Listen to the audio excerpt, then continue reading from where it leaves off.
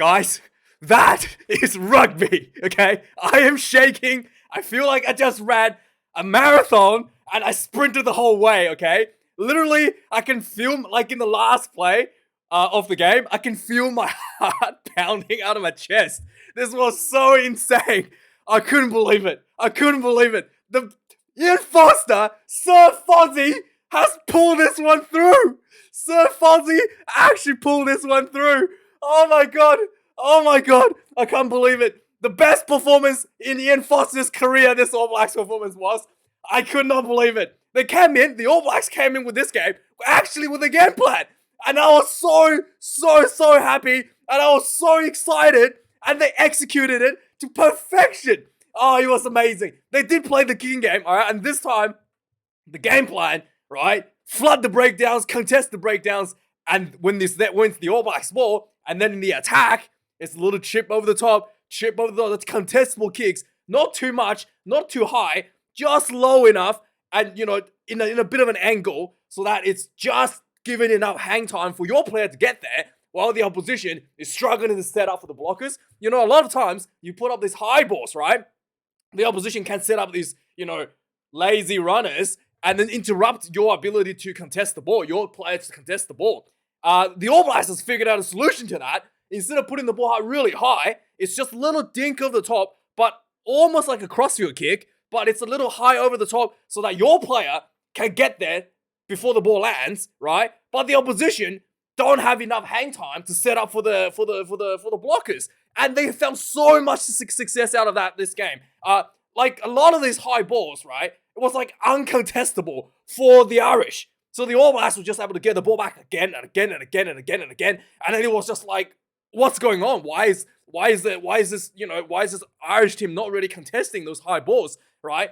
And that's just yields so much, you know, little increment advantage for the All Blacks and just make that out of that extra layer of danger for the All Blacks attack.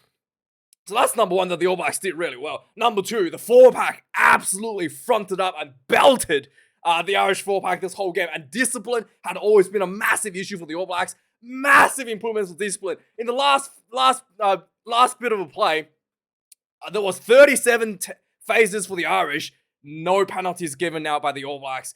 Big thumbs up for me. They did get 2 yellow cards this game, but there was one Aaron Smith, deliberate knock on. I feel like that was a reaction to a ball being passed in front of him. Just a little bit unlucky there. Second one, something that the All Blacks will have to work with if they want to win the World Cup is the penalty try in the line-out Moore defense. There were 2 line-outs where the first one, obviously, there was a massive line-out Moore in the second half, and the All Blacks couldn't defend that at all. Illegally sacks the Moore by Cody Taylor, sent off yellow card penalty try. Second one looks just as bad. Like the Irish just rumbling through, and Geordie freaking Barrett managed to get himself under the ball and held the ball up. I couldn't believe it. I was like, oh my god, that's not a try for the Irish. Like the Moore was just not good defense at all. And then Geordie Barrett, the big time player, shows up and just clinches that out of the depths. And wow, that was huge save. And almost as important as the massive turnover after 37 faces. Samuel Wildkard get over the breakdown. And my god, there's a reason why he's won the World Cup twice. There's a reason why he's a big time player. We saw him deliver for the Crusaders with an injury in the Super Rugby final, and he's again got onto the field in the second half. Impact player, winning the match single-handedly by himself to win this test match. And now let's look about the Ireland. I thought there was massive mistakes made by the Irish team early in the second half. About midway in the second half, especially in the second yellow card period when the All Blacks had I think there was 2 yellow cards in the second half, one for Aaron Smith, and then I think this was during the second yellow card period. Yeah, the second yellow card period. No, it was actually both. In both yellow card periods, the Irish managed really poorly, right? And this is something that I think Ireland, if they look at themselves after the match in the video reviews, they're gonna be kicking themselves. During both yellow card periods, Irish kicked the ball away without any advantage. Just cross-field kicks. Yes, I get it. They try to set something up with one of the bigger tall forwards against one of the shorter All Blacks backs like Richie Mo'unga to try to isolate him on the wing with a little crossfield kick. There was 3 times that I thought that this crossfield kicks were made incorrectly. There was twice during a yellow card period where they just literally build like maybe 2 phases down center field and then try to kick the ball to the right hand side of the field and try to get one of the big forwards. The first time was Peter Romani, second time was Dan Sheehan. Both times the forwards were not able to catch it. Well, yes, he found the mismatch, but the forward has to catch the ball, right? Both times the forwards were not to catch the ball. I thought those were really wasted opportunities. They should have just kept the pressure on, especially when you had a yellow card. You don't need to do that. Like you can just be a bit patient and build a penalty. And in fact, there should be space on the field because you have an extra player, right? So that just says to me like really wrong decision making there. But then again, it's really easy for me to quarterback this. Monday quarterback this in hindsight. But I thought they tried that twice. Should have been enough. And they tried it again, later in the match, and again in the set during the yellow card period. And this was, a little again just building. Like there was one where it was literally Ireland had a 22-meter line out. The ball comes down, 0 phases, and they just dinked the ball behind. And then for the winger, and it was just a bit too much. Like, at least build some phases, create something first. It was just like immediately they rushed that decision to try to get the crossfield kick and try to almost like they wanted to score like off just one phase. Like really, I felt like there was lack of patience there, and I'm not sure if that was a call by Johnny Sexton, if that was something that they had planned, but it was just like really showed a little bit of show that maybe the nerves from the quarterfinal occasion was probably building a bit too much for the Irish team. I thought the Irish was really good. There was two different a play style that was on display in this game.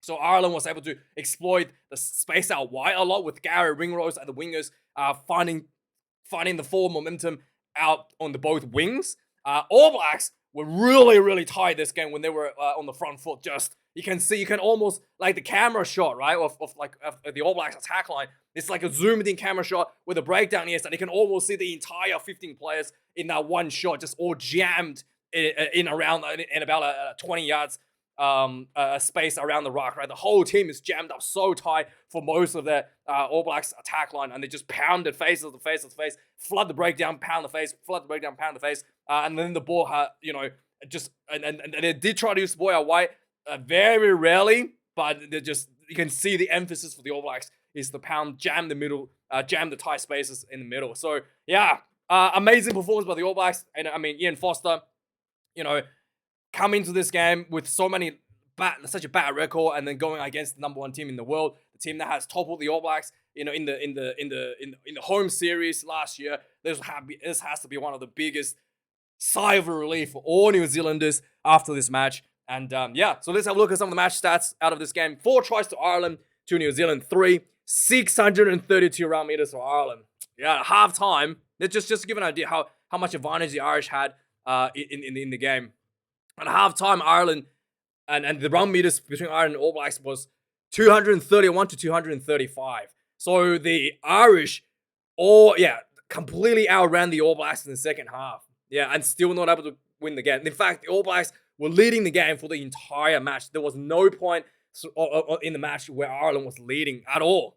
Yeah, that shows you how well the All Blacks managed themselves. And there was 2 yellow cards. How well the All Blacks managed themselves during those missing player periods, and how the decision making from the Ireland probably into the question a little bit more, especially considering how good the Irish maul was. It was only really they should have. I feel like they should have used that a little bit more and look for that and try to get those penalties and find those more opportunities for both teams. Turnovers conceded for Ireland. You can see this is the big difference. This is where the game was lost for Ireland. 11 turnovers conceded to the All Blacks, only 4. Like, that is a round of applause for the All Blacks. 4 turnovers conceded for the entire game. That against Ireland, that is absolutely outstanding. The way they did their homework, they flooded the breakdowns every time, and they were able to secure that and minimize those turnovers throughout the entire game. 159 tackles for Ireland, 22 missed tackles. All Blacks had to make 230 tackles, 31 missed tackles. At halftime, the tackle count was looking a little bit shaky for the All Blacks. 14 missed tackles already for the All Blacks out of 87. the kicks in play, 19 for Ireland, 32 for the All Blacks. Talk about the kicking game, right? I told you, there was in New Zealand, it's like, oh, the kicking game is frowned upon. But yeah, Ian Foster has finally managed to put those voices to silence and put on a great display of a kicking game. Really, really, really good. Really well done. Ireland was, on the other hand, under the pump the whole game, was not able to, utilize the kicking game at all because they wanted to hold on to possession, to the precious possession they're giving, and try to turn that possession into points. And then it's just that little bit of edge that the All Blacks had with their kicking game really paid off for the little dinks over the top again and again. Especially there was one with Beauden Barrett, recovered his own kick, absolutely sensational there by Beauden, and set that into a try. Just really, really well done. And again, this is a big thumbs up to Ian Foster and his team for figuring out a strategy, for studying the Irish team, and then finding out an answer to the oppressive Irish defense with his little kicks over the top. And really well done. Lineouts, the Irish lineouts, actually, I'm surprised they only lost one. There was a very shaky lineouts. There was a number of lineouts where they kind of lost, and then it was kind of like flicked back for whatever reason to the Irish side. But yeah, the lineouts was horrendous for the Ireland once again. Something that they got away with against the Springboks, where they lost 4 lineouts in the first half, where they're unpunished. But they were, like these lineouts this time was very costly for Ireland, which is, again, the All Blacks did really well in contesting those. 0 lineout loss for the All Blacks. The scrums, there was 2 scrum penalties against Ireland very early. First scrum, I thought was 50-50. There was a clear dominance from the Irish team, but the referee deemed that Andrew Porter was boring in. I thought the first one was really close. I thought the first one could have been a penalty straight away for Ireland. But the second penalty, so there was only 1 scrum in the first half. Second scrum in the second half, which was the second scrum, happened in the second half. Andrew Porter was very obviously boring in, and Barnesy said that his hips kind of wedged out, which indicated to him that it was boring in. Porter was not happy, but the second one was 100% the right call. The first one, you could say, is 50-50. Second one was the right call. The thing that the referee kind of looks for is for the play to go forward first, and then the wheeling comes in, and Porter just kind of went straight, like sideways. There was no forward movement before before the scrum kind of like wheeled, if you want to call it. So yeah, that was the right call. So 2 scrum penalties there. After that, Finlay Billen was struggling a bit as well in the scrum when he came on. He was hinging from his side when he came on the tight head side. Again, I think that maybe the way that the coaches had trained the players, the way that Barnesy saw the scrum cleared an issue, and what disappointed me was that the forward pack did not adjust.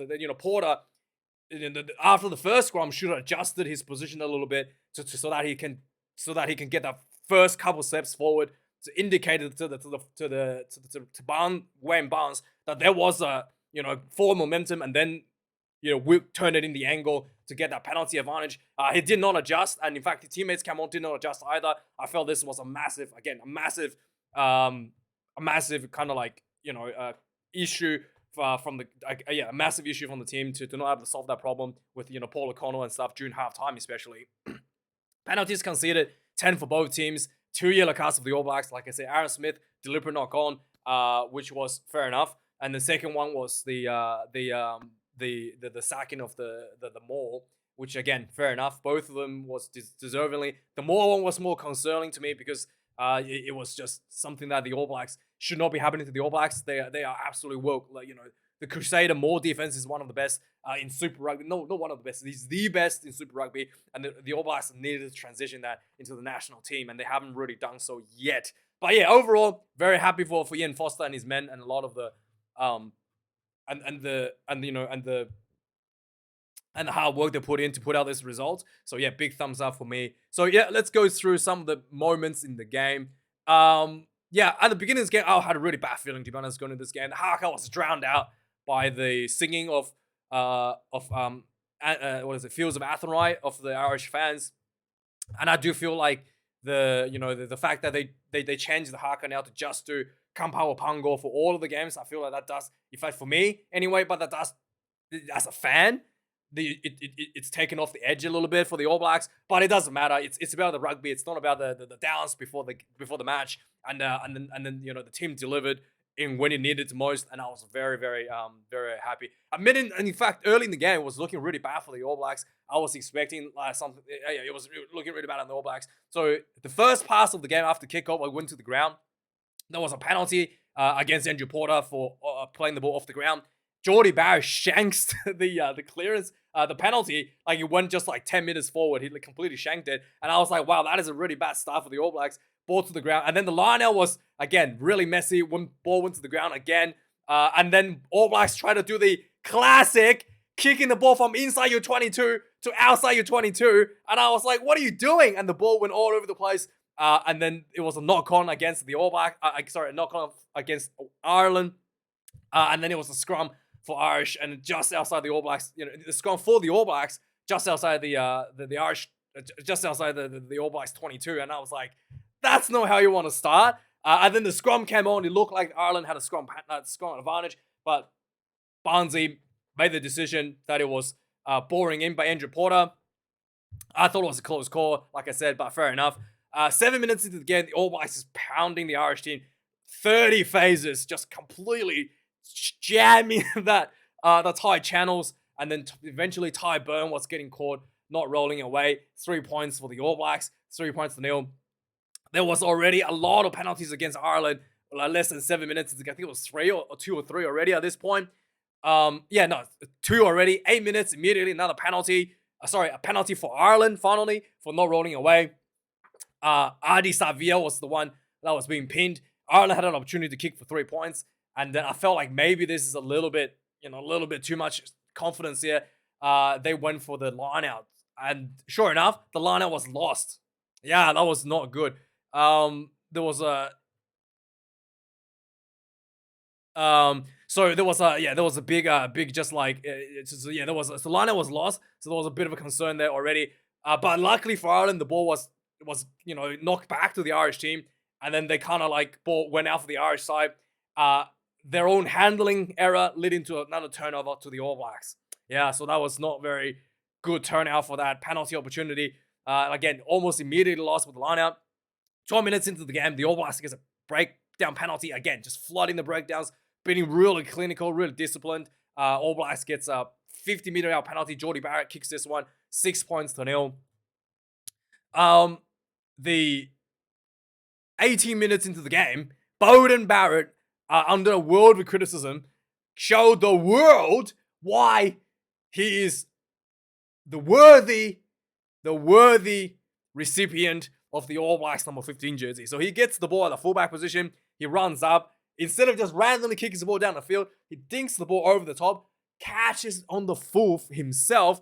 He gets massively drilled by Keenan. He literally got knocked on his back by Keenan after this catch. It was a massive hit. But no worries, the ball comes out really quick. Quick hands to the wing to Riku Ioane down the sideline. As he's getting pushed out, he throws the ball back in field to Fainga'a Anuku, who goes in for the first try for the All Blacks. And in fact, this was probably the best setup for the backline. So the ball from Beauden Barrett, after Beauden Barrett got tackled, went to, the halfback went to Jordie Barrett. Jordie Barrett went to Fainga'a Anuku, and Fainga'a Anuku to Riku Ioane on the wing. This is actually the best backline setup, in my opinion, with Jordie Barrett inside Fainga'a Anuku at 13 and Riku Ioane on the wing at 11. But that just happened to work out this way. I do feel like, that's probably the something that the All Blacks could have been doing to start with, because Riku Ioane is so good down the wing, the speed, and then Fainga'a Anuku, the size and the power, punches through the 13 channel, gets in the try. It was just, really, really good to see by the All Blacks. 13 points to nil for the All Blacks. Immediately from the kickoff, there was an obstruction, and it was looking really bad for Ireland at this point. 13 points to nil, 20 minutes into the game. Kickoff, immediate obstruction, and Ireland has finally settled the nerves a little bit. Kicks for 3, 3 points to 13. 26 minutes into the game, Ireland gets another penalty with a lot of patience. Little nice ball, instead of just kicking the ball away, or try to just, use the penalty advantage to go for another 3 points. They play the advantage and stay patient, use both the full width of the field from right hand side to left hand side. Eventually the ball comes out, a nice little loop play behind. Bandiaki gets the ball very high. It was almost a hospital pass. It was looking like nothing was on, and Bandiaki puts the foot down, steps the first defender, stiff arm another one, and then punch himself through out of nowhere for a massive try for Ireland. 10 points to 13. Suddenly the scoreboard is looking, suddenly Ireland is looking like much back into the game after that play. And then 31 minutes into the game, 30 minutes into the game, there was another little chip over the top for Adi Savia to recover on the floor. It was just beautiful to see that again. 31 minutes into the game, another line-out loss for Ireland in a good attacking position. And this was just a little bit, and then the line-out not only was lost, the New Zealander gets the ball and James Lowe went in and got a bit of a high shot on one of the New Zealand players. And then there was a penalty, so there was a 50-meter out, a kick. But the All Blacks, instead of going for the goal with Jordie Barrett, they went for the line out once again. There was a 15-meter line out, just nice little crash balls by the All Blacks. They switch back, crash ball center field, and they switch back to the blind side. So Rieko Ioane crashes ball center field, and then quickly resets himself to the blind side. The ball comes back out to Rieko, lining quick hands over the top to Adi Savia, who was hanging in the 5-meter track, goes into the corner for the birthday boy. 30 years old. What a birthday gift that is. Into the corner, All Blacks lead 18 points to 10. Richie Mo'unga misses the penalty, misses the conversion. So All Blacks stays at 18 points to 10. 36 minutes into the game, deliberate knock on to Aaron Smith, gets sent off for a yellow card. Initially, Barnsley said it was just a penalty, but they had a look. There was potential try scoring opportunity. Not try scoring, potential line break opportunity. So that was upgraded from a penalty to a yellow card. Following this penalty, the Irish decides to go for the line out. They go for the 5-minute line out, and then they go for the maul. They build phases after the maul, and then eventually Gibson Parks gets the ball, and he goes. He kind of runs himself. He looked like he was gonna pass, and then just did like a dummy and run, and goes in for the second try for Ireland. 17 points to 18, halftime, just 1 point behind, 1 point in the game. Second half starts, 3 minutes into the second half, 43 on the clock. 50-22 kick by Mac Hansen, just a little dink over the top. Really nicely played. Ireland gets an opportunity inside the All Blacks 22 really early in the game. 45 minutes, and I think this line-out was kind of messed up by Ireland. There was a knock-on, and then that goes into the second scrum of the game. And then once again, the penalty was, no. This line-out went from, the knock-on was a result of, again, just building a few phases by Ireland, and then just kick behind. Peter Armani was up under it, I think, and then it was Peter Armani under it. He drops the ball, so it was an All Blacks scrum, and then another scrum penalty following this against Ireland for boring in. This time it was really obvious for Barnsley to pin. 51 minutes into the game, there was some nice counter attack. Just before this one as well, there was 2 kicks during this period where Ireland was inside the All Blacks 22 and they dinked the ball behind, and then there was no penalty advantage and just straight up lost their opportunity and lost an opportunity in a good position there. So twice there, that was a very, very costly opportunity for the Irish, especially with the yellow card on the board at this point. 52 minutes into the game, the All Blacks gets a line out. This was like inside the All Blacks half. It wasn't like nothing special going on. The ball comes out, goes to Richie Mo'unga at 10, and Richie Mo'unga just did the little show and sort of little shimmy, little show and go, and then Van der Fleer, George Van der Fleer gets completely sold, and then he misses a tackle and a bit of footwork. Richie Mo'unga just runs straight down the field, and then he links up with Will Jordan, nice and easy, just like that, 50+ meter run. Try time for the All Blacks, 25 points to 17. 55 minutes into the game, this is the third time Ireland chipped the ball behind, and this was a line-out move, looks almost like, and they just, with zero face, this was one face play, kicked the ball behind. Again, another lost opportunity there. Mac Hansen comes off after his calf started cramping up at this point. 58 minutes into the game, penalty against the All Blacks for not rolling away at the breakdown. Johnny Sexton misses this one. Yeah, that's a little bit that's a bit of a unfortunate. 60 minutes in the game again. This is what the fourth time now in this game, just in the second half. In fact, Johnny Sexton dings ball over the top. He tries to go regather it, but nowhere near it. Again, shows a bit of lack of patience. No penalty advantage whatsoever. Just straight up kicked the ball and lost the possession. 62 minutes into the game, Ireland showed a bit more patience. Gets a breakdown penalty. They go for the 5-meter line out. Big time boy. They get a they set this line out up. All Blacks recognize the situation, recognize the momentum. Brings on Antonetta Brown, not Tyrell Max. Brings on Tamati Williams, the loose head prop, and Fletcher Newell, the tight head prop. So massive changes in the front rowers, massive change in the back row. And then you think that this line out was going to be good with the new front rowers on the field. Nope. The Ireland sets the line out, just completely destroys the All Blacks. More defense. And then Cody Taylor drags them all down. Yellow card penalty try to Ireland. Scoreboard is back down to 24 points to 25 with a yellow card in the bin. So it's looking really up for Ireland from here going forward. So the 66 minutes into the game, there was another scrum penalty to All Blacks. And this time, All Blacks only has 7 people in the scrum. Yeah, and this time, again, was the tight head side just boring in. Barnsley just really not having any of that for the Irish team.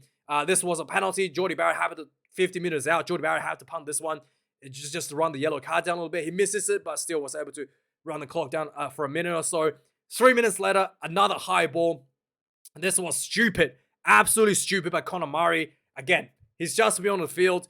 So Jordie Barrett, there was another little dink over the top ball. Jordie Barrett runs up to try to catch this. Conor Murray puts his hand on Jordie Barrett's shoulder and pulls him down. And whilst, who was it? Was in the air. Keenan was in the air and he looked like he got taken out by Jordie Barrett. But it was Conor Murray who literally put his hand on Jordie Barrett's shoulder and pulled him. And that was just pure stupidity. And there was a penalty for the All Blacks. The crowd was not happy because it looked like Keenan was taken out in the air. But Barnsley was 100% correct. Conor Murray put his hand on Jordie Barrett's shoulder and pulled him. There was again, I talked about Conor Murray's some of his decision-making last game. And once again, this is just, I don't know what he's thinking when he did this, but Jordie Barrett happy to kick this one through. 28 points to 24 with about 10 minutes left. And again, this was during the yellow card period.